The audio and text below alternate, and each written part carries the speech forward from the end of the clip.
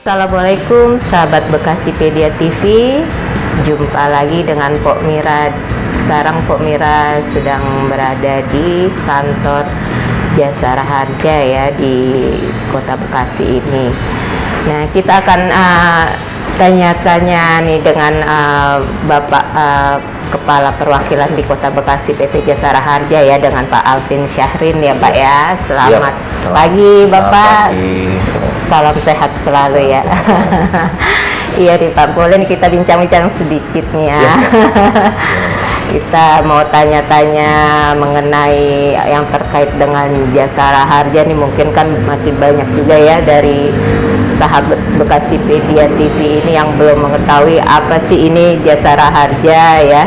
Seperti apa sih fungsi dari Jasara Harja untuk masyarakat? Bisa dijelaskan Pak Alvin? Ya, terima kasih Pak Mira ya, bahwa memang Jasara Harja ini merupakan salah satu perusahaan negara ya yang ditunjuk untuk mengemban amanah Undang-Undang 33 tahun 1964 dan Undang-Undang 34 tahun 1994 tentang wajib kecelakaan penumpang dan dana kecelakaan lalu lintas jalan. Ya kan? Tugas pokok dan fungsi Jasara Harja sendiri yang pertama adalah memberikan pelayanan santunan kepada korban atau masyarakat yang mengalami musibah kecelakaan. Nah, kecelakaan lalu lintas jalan, darat, laut maupun udara ya. Kalau laut ya mungkin kapal laut gitu kan ya. Kemudian kalau udara ya pesawat udara tentunya gitu kan ya, dan kereta api gitu kan ya.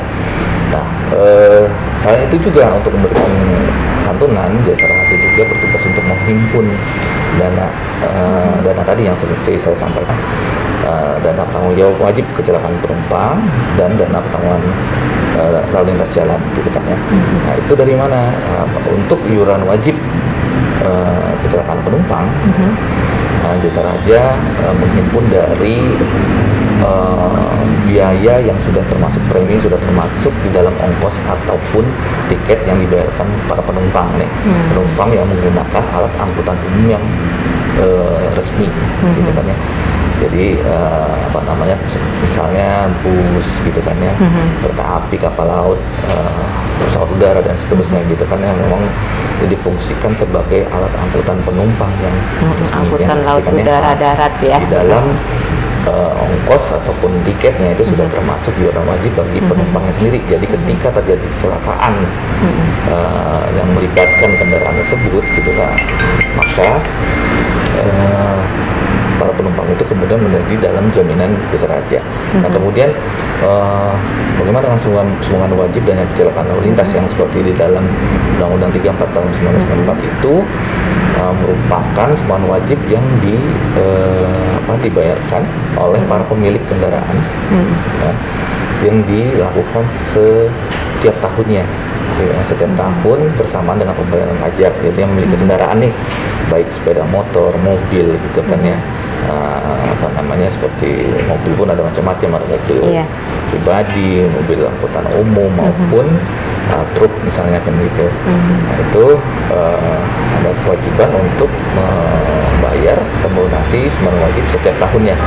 Jadi itu sudah secara otomatis terdaftar ya di Jasara Harja ya dengan iuran wajib tersebut. Iya, otomatis. Jadi memang, dan Jasara Harja sendiri, siapakah yang kemudian disantuni oleh Jasara Harja itu sebetulnya adalah seluruh masyarakat Indonesia nih, seluruh masyarakat Indonesia tentunya ya kan, atau bahkan warga negara asing pun yang mengalami kecelakaan di wilayah negara Indonesia gitu kan. Bila terjadi kecelakaan di wilayah negara Indonesia dalam ruang lingkup jaminan 33 apa tentunya akan dijamin Jasara Harja seperti tadi. Nah, untuk yang kecelakaan berdasarkan ketentuan di 33 kecelakaan tunggal bisa dijamin. Nah, berbeda halnya dengan 34 tahun 1994 di mana kecelakaan tunggal itu yang dialami oleh kendaraan pribadi tentunya di luar jaminan Jasara Harja gitu. Jadi seperti itu perbedaan. Jadi ada kategorinya ya Pak ya, untuk yang dijamin atau tidaknya. Dasar ketentuannya korban yang dijamin oleh berdasarkan ketentuan itu adalah yang berada di luar kendaraan penyebab gitu kan. Jadi ketika terjadi kecelakaan dua kendaraan, tentunya yang menyebabkan cedera itu sudah memberikan jaminan melalui sumbangan wajib tadi gitu. Jadi ketika kecelakaan tunggal tidak ada yang menjamin. Gitu Pak. Iya. Assalamualaikum. Waalaikumsalam. Apa dari sini aja di kantor Jajah Miharja? Ah, kenapa jadi Jajah Miharja sih Bang Pede? Bukan, kantor apa ini? Ini Jasa Raharja. Oh, Jasa Raharja. Maaf ya, Pak ya, memang Bang Pede suka kita begini. Ya, dangdut. Salah. Abis konser kemarin ya, jadi ingatnya Jajah Miharja, orang Jasa Raharja. Nah, siapa aja, Pak? Nah ini pimpinannya nih di Oh, sini. pimpinan. Nah, perwakilan dari Kota Bekasi Jasa Raharja. Iya. Berarti Bang Peri tepat untuk datang kemarin cari informasi tentang Jasa Raharja. Tepat dong ya? Tepat banget kan kita Iya, kenalan Pak. sama Iya. ini. Salam kenal. Kalau kenal, iya. Pak Alvin Orang pimpinannya gagah kan jelas ini di udah gagah nih. Iya. Masih keren. muda, cakep, iya kan? Melayani masyarakat. Iya. Udah nanya-nanya, Pak. Ini lagi nanya-nanya Siap ya, kita nanya sambil dengerin dia pinter dah. Lanjut. Iya, ini tadi kita lagi nanya sampai tadi ada kategorinya ya untuk kecelakaan ya, Pak Alvin ya. Oh, berarti kecelakaan itu ada kategorinya, Pak Alvin? Bukan kategori sebetulnya. Jadi ada kecelakaan yang dalam ruang lingkup ya, Iya. ruang lingkup jaminan Undang-Undang 33 maupun 34. Iya. Seperti ada pengecualian gitu kan ya ketika terjadi kecelakaan yang melibatkan dua kendaraan, Iya. bukan kendaraan melibatkan kecelakaan tunggal gitu Iya. kan ya, bukan kendaraan umum. Iya. Itu tentunya di luar jaminan. Gitu. Oh. Iya. Iya, Kecuali iya. kendaraan penumpang umum. Oh. Nah, karena apa? Karena penumpang umum itu sudah mengiur atau membayar iuran wajib kecelakaan penumpang itu di dalam ongkos tiket tiketnya. ya. Itu sudah termasuk di situ. Oh, gitu. Nah, jadi kalau untuk pengendara, misalkan nih pengendara motor yang tidak taat dengan pajak ya, tidak ada kan kadang kan udah pajak udah mati lama, itu seperti itu gimana tuh Pak? Ya, jadi Jasa Raharja sendiri gitu kan tentunya mengutamakan pelayanan gitu kan, jadi yang kami utamakan adalah bagaimana memberikan kepastian jaminan dulu untuk kemudian ketaatannya itu kan nanti kita himbaukan untuk melunasi kewajibannya membayar pajak gitu kan, kita harus menghimbaunya gitu kan. Tapi tetap di cover Jasa Raharja dulu ya saat terjadi kecelakaan kami itu ya. utamakan itu dulu sambil kan kita memberikan edukasi kepada pemiliknya untuk melunasi kewajibannya gitu kan, membayar pajak gitu. Seperti itu tuh Bang Pede, makanya taat pajak ya. Kalau nggak pada taat pajak nanti Jasa Raharja bantu kita pakai apa nanti Pak? Nah, selain taat pajak itu kan juga kembalinya masyarakat juga berkontribusi terhadap pembangunan kan gitu kan, pembangunan baik pembangunan daerah maupun secara nasionalnya. Betul. Dan di dalam situ juga ada sumbangan wajib dan kecelakaan lalu lintas kan tentunya kan berkontribusi untuk menyantuni gitu kan, memberikan jaminan kepada korban yang ditabraknya. Iya. Itu kan itu fungsinya. Jadi sebetulnya kembali makanya di dalam kesempatan ini ya kita menghimbau untuk masyarakat itu untuk menaati gitu kan, menaati untuk membayar pajak gitu kan, yang pajak maupun SWD KLLJ yang di dalam itu sekaligus setiap tahunnya. Seperti itu, karena fungsinya apa? Fungsinya macam-macam ya, selain pajak untuk tadi seperti saya sampaikan untuk pembangunan, kemudian Jasa Raharja juga untuk membantu memberikan jaminan kepada korban gitu kan ya. Dan kemudian yang sebagai perusahaan negara tentunya juga akan kembali kepada negara. Negara akan menggunakan lagi untuk pembangunan juga gitu, fungsinya. Jadi semuanya juga akan kembali kepada masyarakat. Nah, untuk besaran premi dan santunannya itu bagaimana tuh? Ya, untuk ya kalau saya bicara mungkin kalau untuk preminya sendiri gitu, untuk premi sendiri sudah diatur oleh Peraturan Menteri Keuangan ya, Peraturan Menteri Keuangan nomor 16/17 tahun 2017 ya. 17 itu untuk besaran premi, bukan premi ya, sumbangan wajib ya. Sumbangan wajib itu ada beragam sih sesuai dengan kendaraannya gitu kan kan ya. Nah, bagaimana untuk besaran santunannya? Nah, besaran santunannya sendiri untuk yang meninggal dunia, Iya. meninggal dunia itu 50 juta. 50. Iya, 50 juta. Oh, udah naik. Gue 25 dulu. Ya, sejak 2017. Oh. Sejak 2017 itu naik Iya, iya, naik iya, iya. menjadi 50 juta. Ah. Kemudian yang untuk yang luka-luka Iya. itu maksimal dan 20 juta. Oh, iya. Jangan juga. jangan mentang-mentang naik ke Ada aturannya nggak boleh kalau Iya, kalau bunuh diri nggak boleh, Iya kan, ya. Bang? Atau Iya. iya. Kan gimana tuh? Nah, kemudian, jangan belaga-belaga bengong gitu di Nah, jalan ya, itu ya, celaka. yang besaran santunan itu saya masih tambahkan lagi sedikit Iya. gitu kan ya. Kemudian untuk ada yang cacat tetap, gitu kan. Iya. Cacat tetap juga diberikan santunan itu maksimal 50 juta. Nanti akan ada persentase cacatnya apa? Apakah cacatnya nanti kehilangan fungsi ataupun memang cacat fisik gitu kan ya, yang seperti amputasi, mohon maaf seperti Iya. itu. Nah, kemudian ada santunan bagi yang menyelenggarakan penguburan. Ini kondisinya seperti apa? Ketika memang ahli warisnya tidak ada, gitu kan ya. Karena yang menerima santunan meninggal dunia ini, yang pertama adalah janda atau dudanya yang sah, gitu kan ya. Iya. Ketika dalam hal tidak ada janda atau dudanya yang sah, diberikan kepada anak-anaknya yang sah. Oh, Nah, anaknya yang sah, gitu kan. Kemudian Iya, kalau iya. tidak ada anaknya, diberikan kepada orang tuanya yang sah. orang tuanya. Nah, kalau yang ketiga itu tidak ada, Iya. lalu kemudian bagi yang menyelenggarakan penguburan, Ah. berikan santunan penguburan itu sebesar 4 juta Oh. gitu. Nah, kemudian ada manfaat tambahan lagi di PMK itu gitu, karena benefit tambahannya berupa biaya P3K dan ambulans sebesar 1.500.000. Gitu. Fungsinya apa ya? Tadi karena memang golden momentnya ketika terjadi kecelakaan itu adalah penanganan di awal nih, Iya. yang membawa korban ke rumah sakit gitu, karena makanya di situ diberikan bantuan kepada masyarakat agar segera membawa korban ini ke rumah sakit gitu, untuk penanganan pertama dan percepatan penanganannya gitu kan, rumah sakit. Nah, 7.500 seperti itu. Itu untuk besaran saja. Itu berarti apa bisa dipindah tangankan ya untuk jasa raharja dari Maksudnya gimana itu? apa maksudnya misalkan seperti tadi ya, misalkan saya nih ya terjadi kecelakaan terus pindah tangan lagi atas nama ahli waris, keluarga, anak atau Untuk mohon maaf nih, kalau untuk yang meninggal dunia, tentunya kan yang akan mendapatkan santunan tentu ahli warisnya. Seperti itu. Tapi kalau misalkan yang kecelakaan yang terjadi ketika terjadi luka-luka gitu kan, korban yang jadi luka-luka, tentunya kan yang menerima manfaat santunan luka-luka tentu korbannya sendiri gitu kan. Lalu apa? Karena kami ketika korban masuk ke rumah sakit juga, karena kita juga sudah kerjasama dengan rumah sakit, jadi korban itu kita harapkan sudah tidak lagi mengeluarkan biaya. Dengan cara apa? Dengan kami berikan jaminan gitu kan ya. Nah, dengan syarat ya sudah lapor polisi dulu, kemudian kita bisa berikan jaminan kepada rumah sakit untuk menangani korban tersebut dengan maksimal tadi berdasarkan PMK-nya maksimal 20 juta dan biaya memang dan benefit tambahan untuk P3K ambulans 1.500.000.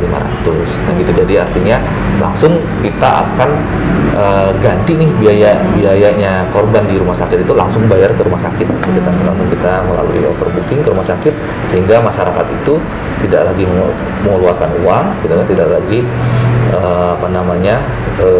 merembes gitu kan. Gitu. Jadi mengklaimnya itu mudah ya Pak ya. Dan maaf bila memang ketika batas tadi plafon 20 jutanya sudah lewat, kalau misalnya korban itu ternyata memang peserta dari BPJS Kesehatan, BPJS TK atau tenaga kerjaan, gitu kan, kemudian Taspen maupun Asabri, itu kan kemudian bisa diteruskan ke penjaminan berikutnya karena berdasarkan peraturan Presiden nomor 82 tahun 2018 itu dan PMK 141 gitu kan ya, itu menyebutkan memang harus ada koordinasi manfaatnya antara para penyelenggara jaminan. Nah, jasa raharja untuk kasus kecelakaan lalu lintas itu menjadi penjamin pertama. Oh, berarti walaupun dia punya BPJS Iya. kesehatan segala macam, tetap jasara harja dulu. atasnya nih. Atas. Ada kelanjutannya itu Iya. baru dia Kalau kan over nih, Over, ternyata iya. dianya over, baru teruskan nanti teruskan ke dari penjamin. gitu kalau ngikut gitu. Oh iya. Jadi Nah, jadi tidak bersamaan ya kalau sudah di cover dari jasara harja, sudah batas overnya ini ya baru ke Baru BPJS baru, ya. iya. Tapi kalau misalkan cukup 20 juta tadi ya udah selesai. udah selesai berarti ya. Gitu. Oh gitu. Seperti itu. Kalau kecelakaan cuma kesalahan itu bisa. Selewanya karena kecelakaan lalu lintas nggak nih? Iya gitu Karena kesenggol tabrakan. gitu. Karena tabrakan, kesenggol kendaraan sesama Iya, kendaraan. nggak Iya. sampai luka robek gitu. Iya, sebenarnya apapun gitu kan yang Apapun ya. lukanya selama memang diakibatkan karena tabrakan. Kecelakaan. Yang penting lapor polisi dasarnya. Lapor polisi, Oh, gitu. nggak boleh damai di tempat ya. Tapi itu udah itu nih. Iya. Nah kalau misalkan tabrak lari gimana tuh Pak? Ya, tabrak lari ini kan tentunya kan prosesnya ada nanti di kepolisian ya. Polisi Polisian. akan menyelidiki dan kita juga akan sama-sama melakukan survei gitu kan ya. Survei memastikan apakah memang terjadi kecelakaan. Jangan sampai laporan masyarakat ini juga mengakunya itu kecelakaan tabrak lari ternyata tidak gitu kan ya. Itu sama-sama saya rasa mungkin polisi juga akan melakukan tugasnya dengan baik gitu kan ya. Dan betul pasti akan mencari Nah, sebuah iya. informasi yang betul dan kita juga akan sama-sama mencari itu. Nah, tapi kalau memang terbukti bahwa itu terjadi kecelakaan tabrak lari, tentu juga akan kami jamin. Tapi kan itu butuh proses ya Iya, untuk butuh proses. mencari tahu itu ya. Nah, tapi saat terjadi kecelakaan tabrak lari itu tapi langsung di cover dari jasara harja dulu apa menunggu dari proses hasil penyidikan polisi? Menunggu proses dulu gitu kan, karena kan kepastiannya itu bahwa itu betul korban itu diakibatkan kecelakaan lalu lintas tapi tabrak lari. Nah, itu yang harus kami pastikan dulu gitu kan. Setelah itu udah dapat kepastiannya, jangan sampai memang ternyata pada penyelidikannya enggak gitu, jatuh dari pohon ternyata gitu kan, dari pohon gitu ngapain lalu lintas. Nah, ya kita harus memastikan itu karena kan ini kan amanah dana yang kami himpun ini kan amanah masyarakat ya, Bang BD, amanah masyarakat. Kami juga memberikan santunan itu berdasarkan ketentuan gitu kan ya, yang tidak mau juga melanggar ketentuan itu gitu kan. Kalau memang bukan akibatkan kecelakaan itu menjadi salah gitu kan ya. Jadi salah itu kan amanah yang dititipkan masyarakat jadi nggak nyampe pada yang seharusnya tepat dapat sasaran. gitu maksudnya. Jadi ada batas waktu untuk klaimnya bagaimana Pak? Iya, berdasarkan ketentuannya itu memang maksimal 6 bulan dari sejak tanggal 6 kecelakaan. bulan, ya. Kayak gitu. Tapi kalau untuk biaya untuk perawatan luka-luka gitu kan ya, itu sampai dengan 365 hari gitu. Jadi masih udah misalnya sudah keluar dari rumah sakit gitu kan ya, udah mau rawat jalan lagi selama plafon yang maksimal Plafonnya masih ada. itu masih ada. Jadi seperti Gitu. itu. Nah, nih sekarang nih kan udah mau akhir tahun ya, pergantian tahun lagi nih. Sepanjang tahun 2021 ini bagaimana nih ke tingkat kecelakaan di sini Bekasi Raya ya, Iya, antara kota dan kabupaten ini bagaimana Iya, Pak iya. tingkat kecelakaannya apa meningkat atau menurun? Kita juga nggak bisa pungkiri ya, karena kan memang kalau dibandingkan dengan periode tahun lalu, di mana kan periode tahun lalu itu dampak pandemi itu banyak implikasinya, banyak kemudian pembatasan PSBB, kemudian menjadi PPKM yang lebih ketat tahun lalu ya. Kemudian tahun sekarang mungkin ya sempat juga ketat, tapi kemudian longgar lagi, ya naik turun lah untuk level PPKM kan. Itu memang ternyata mobilitas masyarakat di tahun ini mungkin Mpok sama Abang lihat sendiri kan, dibandingkan tahun lalu kan jauh ya. Mobilitasnya ramai sekali gitu kan. Iya kan, tingkat masyarakat yang sudah memang ini dilihat masyarakat juga semakin meningkat gitu kan ya, untuk perbaikan ekonomi segala macam kan gitu kita lihat. Dan tentu pasti implikasinya apa? Ya, kendaraan pasti ramai, banyak kecelakaan, ya tentunya pasti ada peningkatan gitu kan ya. Nah, tapi yang kami ini adalah santunan gitu kan ya. Santunan itu juga mengalami peningkatan gitu kan, untuk sampai dengan saya izin lihat data sebentar ya. Iya. Sampai dengan tanggal 15 kemarin nih, 15 Desember. kemarin, Ah. itu untuk Bekasi Raya ini sudah kami sampaikan santunan, penyerahan santunannya Iya. itu sebesar 35,25 M. Oh, Ini meningkat meningkat. 3,8% dari tahun lalu. Di tahun lalu. Meningkat, Oh. ya. Ya memang karena tadi ya, karena mobilitasnya semakin Mobilitas tinggi. Mobilitas semakin tinggi ya tentu risiko untuk Iya. kecelakaan ya tentu juga gitu kan. Sama kesadaran berlalu lintasnya juga harus diperhatikan ya, Bang. Ya itu yang paling penting juga, makanya melalui Polda Amat, Iya, iya, iya. Bekasipedia ini tentu kita berharap masyarakat semakin sadar Iya. berkeselamatan ya, berlalu lintas yang berkeselamatan, Betul. mematuhi peraturan lalu lintas gitu kan. Iya. Karena apa? Karena memang terjadinya kecelakaan lalu lintas ini ya dimulai dari adanya pelanggaran. Ya, kelalaian. Kelalaian, pelanggaran. Kalau sudah melanggar, sudah lalai, tentunya pasti ada risiko semakin besar.